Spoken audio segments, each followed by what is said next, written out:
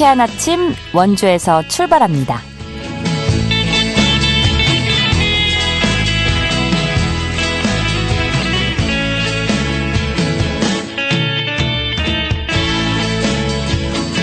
안녕하십니까. 2월 20일 목요일 KBS 원주방송국에서 보내드리는 상쾌한 아침 원주에서 출발합니다.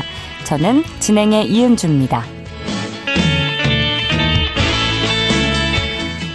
오늘도 찬바람과 함께 추위가 매섭습니다. 원주 영하 8도로 출발하고 있고요. 한파특보 속에 영월 영하 10도, 횡성 영하 11도, 평창은 영하 13도 보이고 있는데요. 한낮에는 3도 안팎 예상되고요. 당분간은 비슷한 기온 분포 보이겠습니다. 하늘은 대체로 맑고 쾌청하겠는데요. 기온이 오르지 못하면서 아직도 눈이 그대로 얼어붙어 있는 곳들이 많습니다. 막바지 겨울볕, 빙판길 조심하면서 즐겨주시고요. 영동 지역은 내내 건조특보 이어집니다. 불씨 관리 잘해주시기 바랍니다. 오늘 준비한 소식입니다. 우리 지역의 주요 현안에 대해서 깊이 있게 탐구해보는 시간 갖고요. 원주시 장애인 종합복지관이 복지관 1층 기존 카페 공간을 새롭게 단장해서 꿈나눔 카페 17호점을 개점했습니다. 리포터 코너에서 알아봅니다. 다음 달이면 새학기가 시작되지만 스쿨존 불법 주차와 난폭 운전으로 인한 교통사고 위험 요소들이 여전한 것으로 드러났는데요. 관련 내용 알아보도록 하죠. 2월 20일 목요일 상쾌한 아침 원주에서 출발합니다.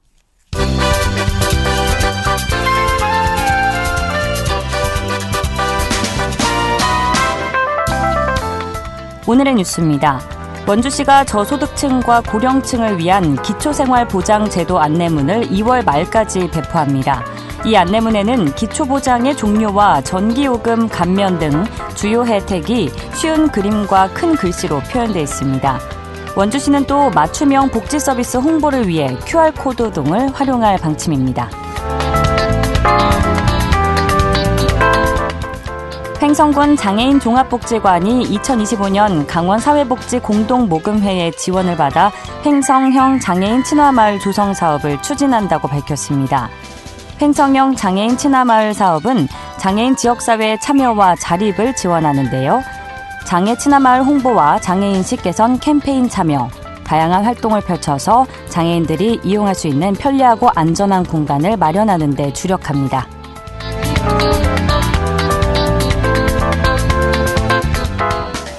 영월군이 삶의 질을 높이는 교통복지 서비스를 확대 제공합니다. 군은 영월 시외버스 터미널 부진의 주차타워 건립을 위한 기본계획 수립을 완료했다고 밝혔습니다. 이번에 건립 예정인 주차타워는 지상 2층 3단 규모이며 150대의 차량을 주차할 수 있습니다. 향후 부지 매입과 진출입로 기획, 경관 디자인 등 세부 계획을 마친 뒤 타당성 검토에 들어갈 계획입니다. 오늘의 뉴스였습니다.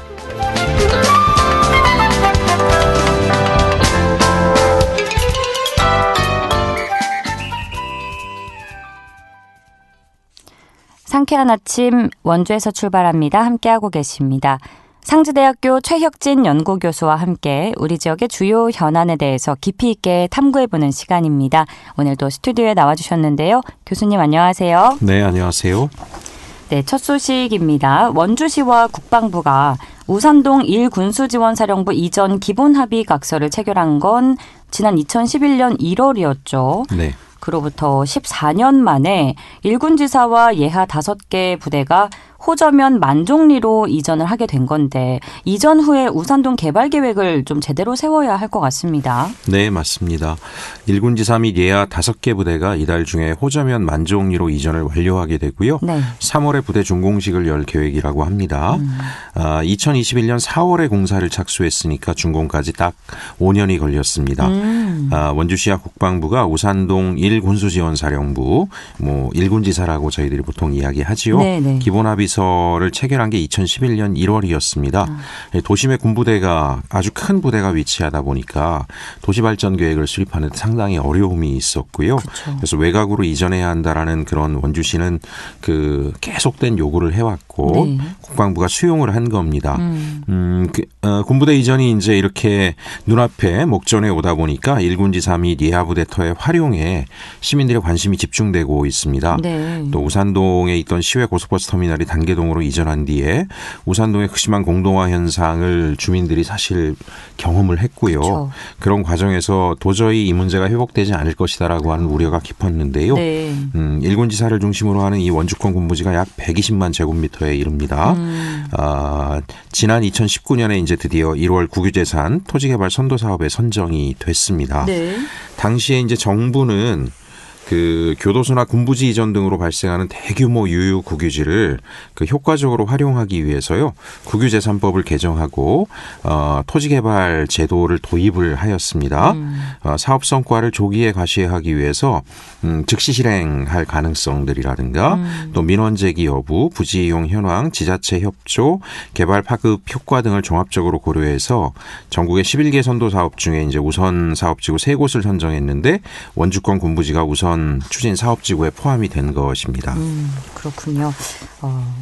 잘 정리를 해주셨는데 당시 기획재정부는 원주권 군부지 토지개발 사업에 대해서 어떤 구상을 갖고 추진을 했나요? 예, 당시에 그 지역 경제 활력을 그 높여내는데 기여할 수 있는가? 또 당시 이제 문재인 정부의 핵심 정책 목표 중에 하나가 혁신 성장이었는데요.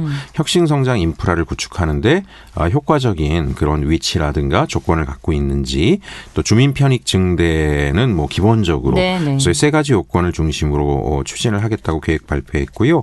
당시에 원주시하고 정부는 원주천과 학성 저류지까지를 연계해서요. 수변 도시를 좀 배후에 조성을 하고 군부대로 인해 단절됐던 구도심, 지금 구도심과 태장동 사이에 이 군지사가 위치하고 있지 않습니까? 네네. 이곳이 자연스럽게 연결되면 구도심의 상권이나 생활권을 변화시키는 데 영향을 미칠 수 있다. 그렇게 이제 그림을 그렸습니다. 네. 수변 도시에는 구도심을 연결하는 문화보행가로 또 그 주거 취약계층인 청년 신혼부부를 위한 공동주택도 계획을 하고 있습니다. 네. 또 원주 혁신도시 특화산업인 스마트 헬스케어 육성 거점으로 원주가 이제 스마트 헬스케어를 굉장히 전면에 내세우고 그렇죠. 있는데 네네. 그 인프라를 이곳에도 마련해서 혁신 성장의 정책 목표에 부합하게 계획을 했고요. 아울러서 이제 태장동의 원주 국군병원터에는 생활 SOC 시설을 도입해서 태장동 주민들의 편의성을 증대하겠다라는 계획을 갖고 있었습니다. 그럼 주목해야 할 것이 좀 있는데요. 네. 우선은 당시 이제 문재인 정부는 군지사 이전 부지에 대한 개발 계획을 통해서 단순히 이제 군부대를 빼고 그곳을 약간의 개발 계획을 통해 가지고 변화시킨다는 차원이 아니라 아예 뭐 저도 당시에 관여를 좀 하긴 했지만 우산동 전체의 공동화 문제를 한번 해결해 보자라고 하는 계획들을 같이 좀 구상을 했습니다. 그래서 우산공단 많이 노후화됐었는데요. 그리고 상지대학교까지 연계해서 특화된 지역개발 모델을 좀 그림을 그렸다라고 하는 부분들을 좀 말씀드리고 싶고요. 이런 관점에서 우산동 그 터미널 부지, 전 터미널 부지에는 사회적 경제 혁신타운이라는 혁신 창업 공간을 올해 아마 다 완공이 돼서 오픈하지 않을까 싶습니다. 그다음에 상지대학교가 한방 인프라가 있지 않습니까? 네네. 이 한방 인프라와 헬스케어 기반 만드는 것을 연계해보자라고 하는 것이고 또 청년 차원 및 주거 공간들을 인근에 계속 구성을 해서 대학생들뿐만이 아니라 많은 청년들이 이곳에 위치해서 하나의 청년 타운으로 전환될 수 있도록 해보자. 이를 위해서는 그 우산동의 노후화된 곳들을 변화시켜야 되니까 매력 있는 곳으로 마치 홍대 앞거리처럼 만들어보자 그래서 우산동 도시재생 사업까지를 링크했던 적이 있습니다. 그래서 지역 전체가 네트워크화돼서 경쟁력을 좀 제고하고 이렇게 되면 주변 상권에 아주 긍정적인 영향을 미칠 수 있지 않을까 그런 생각들을 좀 했고요. 현 원주시정에서도 이런 통합적 관점이 있었다라고 하는 걸 제대로 좀 이해하고 정책적 접근을 하게 된다라면 단순한 개발 이상의 큰 성과를 만들어낼 수 있지 않을까 기대하고 있습니다. 네. 그런데 예비 타당성 조사 관련해서 좀 문제가 있나요, 과정에? 예, 일단은 현 정부에서는 그 예비 타당성 조사를 면제하기로 했던 것을 다시 한번 이 개발 계획이 적절했는지를 보겠다라고 해서 예비 타당성 조사를 시행하고 있는데요. 워낙에 수건 사업이고 많이 진행이 됐고 또 이전 군부지가 이제 준공이 돼서 부대 이전이 확정이 됐기 때문에 잘 통과가 될 것이다라고 좀 생각을 하고 있습니다. 그래서 저는 원주시가 이제 앞서 말했던 주변 상권과 대학, 새로 설립되는 공공 인프라 및 정책 사업들 또 기존의 공단까지 연계하겠다라고 했던 구상을 입장을 잘 이야기하면 예비 타당성 조사라고 하는 것에서 가장 많이 보는 것은 예산을 투입했을 때 그 투입 대비의 효과성이 잘 나오겠느냐인데요. 그쵸. 대개는 개발지구만 보게 되면 뭐 아파트 세우고 상권 만들고 이런 거는 이제 어느 지역에서나 하고 있고 그것으로는 개발의 이익이 회수된다라거나 성과가 잘 안 난다라고 하는 시각을 가지고 있는데요.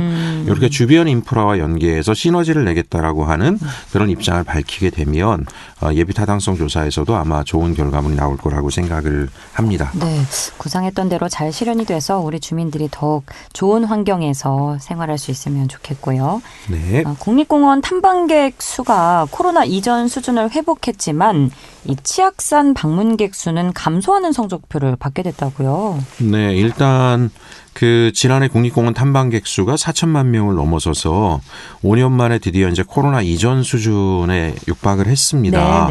다행스러운 일이고 그쵸. 특히 국립공원이 많은 곳이 우리 강원도기 때문에 탐방객 수가 늘었다라는 거는 강원도의 관광 인구가 늘었다라고도 볼 수 있겠죠.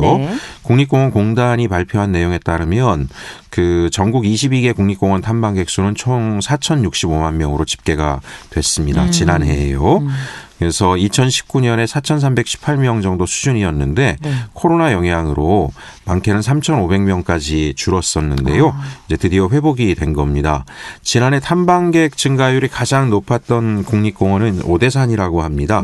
전년 대비 무려 32%가 증가해서 165만 명이나 찾았다라고 하는데요. 특히 오대산 월정사 방문객은 147만 명을 기록했는데 이게 2023년 5월부터 시행된 문화재 관람료 폐지의 영향 등으로 전년 대비 40만 명이 늘은 것이라고 합니다. 여기서 이제 우리가 한 가지 좀 해석해 볼 수 있는 것은 베이비 부머 세대가 본격적으로 은퇴를 했고 이분들이 이제 관광에 많이 나서고 있고요. 특히 그렇겠죠. 자연환경, 국립공원을 많이 찾고 있는데 월정사를 많이 찾았다라고 하는 거는 평탄한 길과 볼거리, 주변에 좋은 자연환경이 있으니까 좀 고령 세대 같은 경우에는 높은 산을 등산하는 것은 좀 쉽지 않을 어렵죠. 거예요. 그래서 어찌 보면 산책하고 힐링하고 이런 것들의 조건들이 갖추어진 곳에 탐방객이 많이 늘었다라고 하는 것을 좀 볼 필요가 있겠습니다. 안타깝게 우리 원주시는 또 줄었다고 합니다. 탐방객 수가.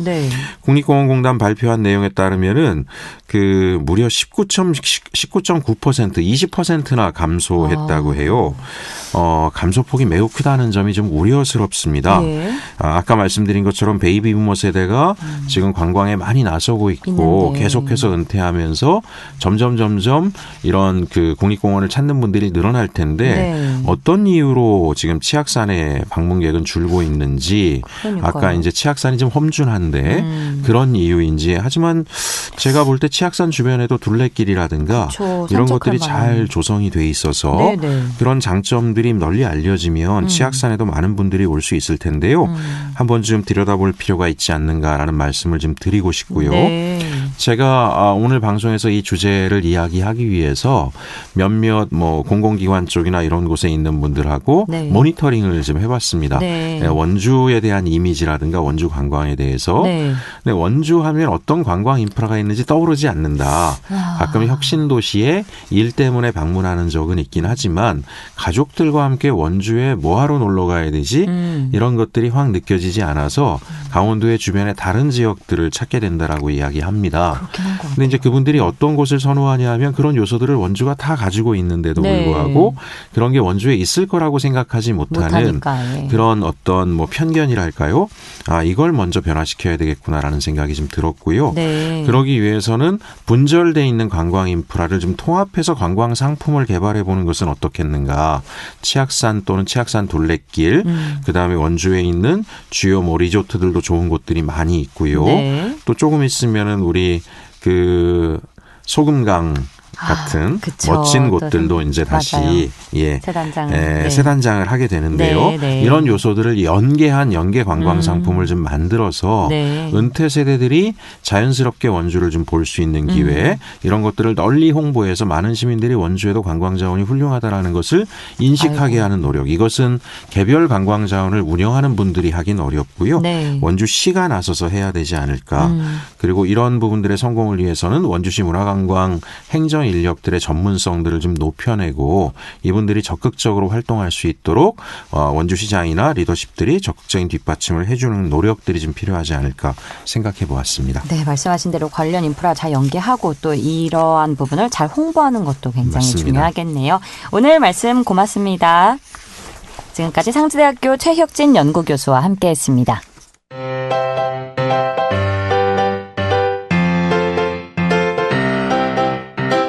KBS 원주방송국이 유튜브 다시 듣기 서비스를 실시합니다. 매일 아침 강원 영서남부권의 뉴스와 정보를 전해드리는 상쾌한 아침 원주에서 출발합니다는 KBS 원주라디오 유튜브 채널을 통해 다시 들을 수 있습니다.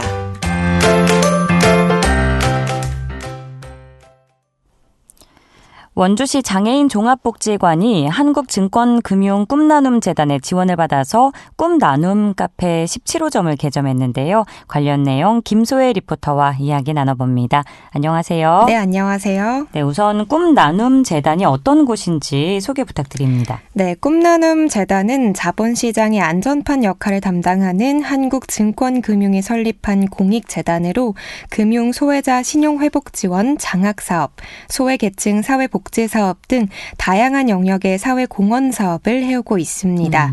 그중 2014년부터 매년 사회복지시설 내에 꿈나눔 카페 설치를 지원하는 사업을 진행하고 있는데요. 네. 이 사업을 통해서 어르신, 장애인 등 사회적, 경제적 소외계층의 안정적인 일자리 창출에 꾸준히 기여해오고 있습니다.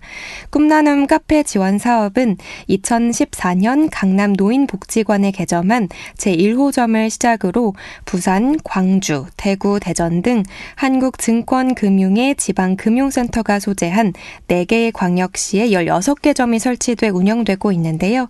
이와 관련된 더 자세한 이야기 원주시 장애인 종합복지관 오미희 팀장에게 들어봤습니다. 꿈나눔 카페는 사회복지시설에 카페 개점을 후원하는 꿈나눔 재단의 중점 브랜드 사업으로 2014년 강남 노인복지관에 개점한 제1호점을 시작으로 어르신과 장애인분들의 사회적, 경제적 소외계층의 일자리 창출로 경제적 자립을 지원하고 지역 주민들과도 커뮤니티 공간을 마련하는 사업입니다. 꿈나눔 재단은 증권시장 지원과 투자자 예탁금 및 우리 사주 관리 등 자본시장의 안전판 역할을 담당하는 한국증권금융의 전액 출연으로 설립된 공익재단입니다. 원주시 장애인 종합복지관에 꿈나눔 카페 17호점이 설치돼 운영 중인 건데 그런데 강원특별자치도 내에 지원은 처음이라고요? 네, 이번에 운영 중인 17호점은 재단에서 강원도를 처음으로 선정했다는 점에서 의미가 있는데요. 네. 강원도엔 한국증권금융센터가 없지만 지역 격차 해소를 위해 재단에서 역대 최대 규모인 7천만 원을 후원했다고 합니다. 원주 꿈나눔 카페 17호점은 원주시 장애인 종합복지관 내에 위치해 있는데요. 기존 카페를 리모델링했다고 합니다. 기존 카페의 단점을 보완하기 위해 공기 순환이 잘 될 수 있도록 공간을 재배치하고 바리스타 훈련생들의 훈련 공간 및 효율적인 동선 확보를 위해 공간을 조금 더 확장했다고 합니다. 또한 휠체어 사용자들을 위해 높낮이 조절 가능한 전동 테이블과 높은 테이블을 추가 배치해 활용도를 높였고 커피 머신기, 그라인더 등 설비를 보완해 지속 가능한 훈련 및 일터로 활용이 가능해졌다고 합니다. 저도 직접 가봤는데요. 네. 커피도 맛있고 분위기도 좋고 예뻐서 오래 머물고 싶더라고요. 앞으로 장애인들의 행복한 일터이자 복지관을 이용하시는 많은 분들과 지역 주민들이 편안하게 휴식하면서 서로 소통할 수 있는 공간이 될 것 같습니다. 네. 마지막으로 원주시 장애인 종합복지관 오미 팀장 말씀 들어보겠습니다. 꿈나눔 카페 17호점은 근로인들의 지속 가능한 일터로 경제적 자립을 지원할 뿐만 아니라 카페 수익금을 재환원하여 장애인분들의 직업적응 훈련 교육의 기회를 제공하고 직업훈련 장소로도 활용하고자 합니다. 또한 저희 카페는 원주시 노인종합복지관과도 가깝게 위치하고 있어 어르신들도 방문해주고 계시는데요. 우리 꿈나눔 카페 17호점이 장애인 및 보호자뿐만이 아니라 지역사회 주민들의 모두가 함께 어우러지는 모두의 공간이 되길 기대합니다. 원주시 장애인 종합복지관에 자리한 꿈나눔 카페 17호점. 장애인분들이 꿈을 펼치고 또 모두에게 휴식과 소통의 공간이 되길 기원해 보겠습니다. 오늘도 알찬 소식 고맙습니다. 김소혜 리포터였습니다. 네, 감사합니다.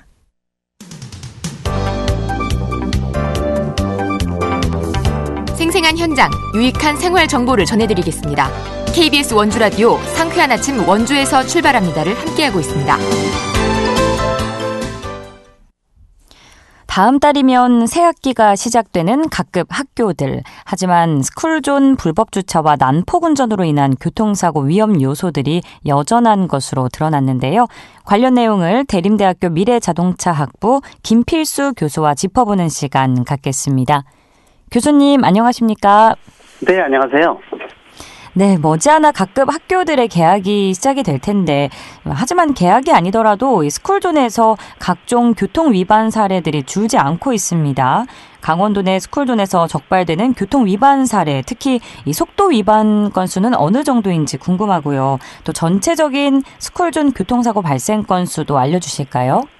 네, 강원도 경찰청 자료가 좀 나와 있는데요. 네네. 2019년과 2023년을 비교해 보게 되면은 2019년에는 11,300여 건 정도였습니다. 근데 2023년 이 도내 이 속도 위반 적발 건수가 20만 건이 넘었습니다. 그러니까 이제 이게 이 비율로 따지게 되면은 뭐 한 15배 정도니까 18만여 건이 늘은 거 아닙니까? 이제 물론 이제 이 건수가 늘은 이유는 이 2023년, 2024년, 작년, 재작년에 스쿨존에서 30km 미만에 대한 이 과속 단속기 설치가 급증을 했거든요. 그 전만 하더라도 30km 넘더라도 실질적으로 이걸 찍을 수 있는 이 단속기가 없었어요. 그러니까 평상시에 그만큼 이제 속도가 높게 다녔다는 뜻도 가지고 있는 거죠. 네. 그리고 이제 이 강원도 내에서 교통사고를 보니까 스쿨존 내에서 367건이 발생을 했는데 이 중에서 3명이 숨지고 477명이 부상을 입었으니까 역시 이제 이 아이들이 3명이 사망했다라는 뜻을 가지고 있거든요. 상당히 좀 이 정도면은 이 OECD 선진국 대비해서 굉장히 높다고 볼 수가 있는데 특히 이제 어린아이는 일반 성인들 교통사고에 비해서 한 명의 사망자만 발생을 해도 이 사회적 후유증이 엄청납니다. 그러니까 스트레스가 굉장히 크거든요. 이거는 이 어른들이 얼마큼 잘못했다라는 뜻을 가지고 있으니까 더더욱 선진국에서 가장 치열하게 이 방지하기 위해서 노력하는 것이 어린이 교통사고라고 볼 수가 있습니다. 네, 맞습니다. 이 스쿨존에서 교통사고 위험률은 일반 도로와 비교했을 때 어느 정도의 차이가 좀 있을까요? 뭐 비교가 안 될 정도입니다. 일단 스쿨존이라는 것 자체가 초등학교 이 교문에서 300m 이내거든요. 물론 요 미터는 이 주변 어떤 환경적인 요건에서 조금씩 틀려질 수가 있지만은 그만큼 이제 이 아이들은 움직이는 빨간 신호등이라는 뜻을 가지고 있습니다. 그래서 일반 도로 같은 데는 뭐 일반 이 안전 인프라라든지 또 인식이 돼 있지만은 아이들은 움직이는 빨간 신호등이라는 측면에서 위험도 자체는 수십 배 높다고 볼 수가 있어요. 그래서 일반 운전자들이 스쿨존을 접근했을 때, 들어갔을 때에 대한 인식 제고가 굉장히 높아져야 되는데 아직도 이제 그런 위험도에 대한 인식이 좀 떨어지는 게 아닌가 이렇게 판단할 수가 있습니다. 네. 이 스쿨존이기에 속도를 줄인다거나 불법 주차를 하면 안 된다는 것, 또 신호 위반을 해서는 안 된다는 것을 모두가 분명히 인지를 할 텐데도 이 같은 위반을 하는 심리는 좀 어디에서 비롯된다고 봐야 될까요? 뭐 여러 가지 이유가 있습니다. 역시 이제 운전자의 인식이 아직은 떨어지고 있다는 부분들도 있어요. 이게 이제 여러 가지로 생각이 되는데 일단 가장 중요한 것 중에 하나가 우리나라 운전면허가 제도 자체가 선진국 중에서는 가장 낙후돼 있거든요. 지금 뭐 2시간 늘었다고 얘기하지만 지금 현재 하루 반, 이 13시간이면 끝나요.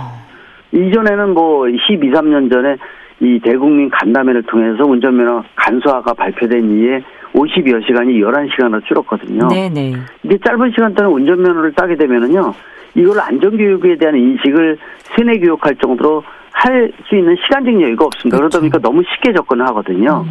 이렇게 시작된 운전면허가 몸에 배게 되면 스쿨존에 대한 이 성역이라는 인식이 많이 떨어진다는 것도 문제고요. 네. 또 불법 주차가 특히 이 많은 부분들이 문제입니다. 이 스쿨존은 주정차가 금지돼 있어요.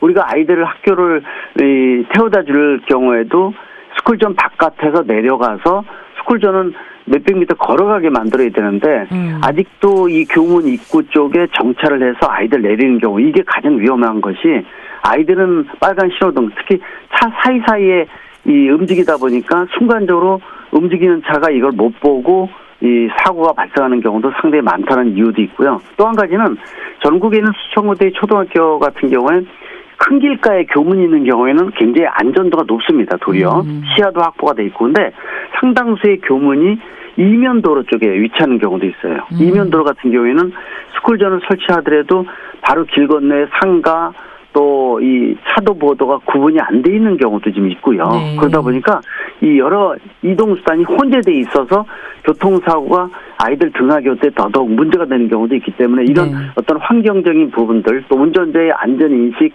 이 세뇌교육 이런 것도 좀 떨어지는 거 이런 복합적인 부분이 작용한다고 볼 수가 있습니다. 네, 뭐 요즘은 자동차뿐 아니라 도로를 빠르게 달리는 배달 오토바이까지 이제 위험 요소가 크게 되고 있어서 대책이 필요해 보이는데요. 이 스쿨존 사고를 예방할 수 있는 운전자와 보행자의 노력에는 어떤 것들이 있을지 끝으로 짧게 부탁드립니다. 가장 중요한 것이 정부의 노력, 지자체의 노력은 물론이고 안전 인프라. 요새는 이제 신호등부터 바닥에 색깔도 틀리게 하고 안전 표지판을 굉장히 많이 설치를 해서 맞아요. 운전자가 야간에 들어가더라도 여기 스쿨존이라는 인식이 많아졌거든요. 이거는 중점적으로 해줘야 돼요. 그리고 가장 중요한 운전자가 세뇌 교육을 계속 받아야 됩니다. 그리고 특히 이제 아이들 등하 교육 때는 이 성인들의 노력이 부족하다는 인식도 조율되고요. 북유럽 같은 경우에는 아예 한 명의 사망자도 발생 안 하게 만든다는 거 이런 인식 교육가 필요하다고 말씀드릴 수가 있습니다. 우리가 다시 한번 인식을 장착해야겠습니다. 교수님 오늘 말씀 고맙습니다. 네, 감사합니다. 대림대학교 미래자동차학부 김필수 교수와 함께했고요. 오늘 순서 마칩니다. 내일 다시 찾아뵙죠. 이은주였습니다. 감사합니다.